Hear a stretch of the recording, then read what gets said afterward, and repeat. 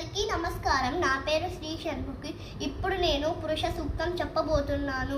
ఓం తచ్చమ్యో రావృణీమహే గాతుం యజ్ఞాయ గాతుం యజ్ఞపతయే దైవీ స్వస్తిరస్తు నః స్వస్తిర్మానుషేభ్యః ఊర్ధ్వం జిగాతు భేషజం సెన్నో అస్తు ద్విపదే సంచతుష్పదే.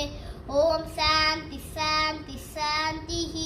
ఓం సహస్రశీర్షా పురుషः सहस्राक्षः सहस्रपात् स भूमिं विश्वतो हृत्वा अत्यतिष्ठद्दशाङ्गुलं पुरुष एवेदगुं सर्वं यद्भूतं यश्च भव्यम् उतामृतत्वस्येषानः यदन्नेनाहतिरोहति एतावानस्य महिमा अतोज्जायागुश्च पूरुषः पादोऽस्ये स्वभूतानि त्रिपादस्य अमृतं दिवि त्रिपादूत्वा उदैत्पुरुषः पादोऽस्येह भवात् पुनः ततो विश्वन्यक्रामतो सहसनानसने अभि तस्मात् विराट जायत विराजो अधिपुरुषः स जातो अत्यधिष्ठता पश्चात् भूमिमतो पुरः यत्पुरुषेण विशा देवायज्ञमतन्वता वसन्तो अस्या श्रीराज्यं ग्रीष्म युग्मः शरद्दविः सप्तास्यासन् परिदयः त्रिसप्तः समिदत्कृताः देवायज्ञं तन्वाना अपत्नन् पुरुषं पशुं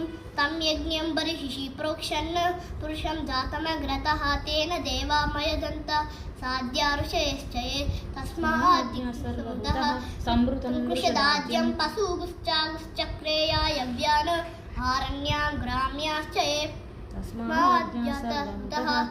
सामानि जग्निरे छन्दागुंसि जग्निरे तस्मात् यदुस्तस्मा अजायन्त तस्मादस्मा अजायन्त एकेजो भयावतः कावोह जग्निरे तस्माज्जाता अजावयः यत्पुरुषं यददु कतिदाज्य कल्पयन् मुखं किमस्य कौ बाहू का भूरूपादा उद्येते ब्राह्मणो मुखमासीदन्तरिक्षं विष्णोद्यौ समवर्धतादि ధన్యవాదములు.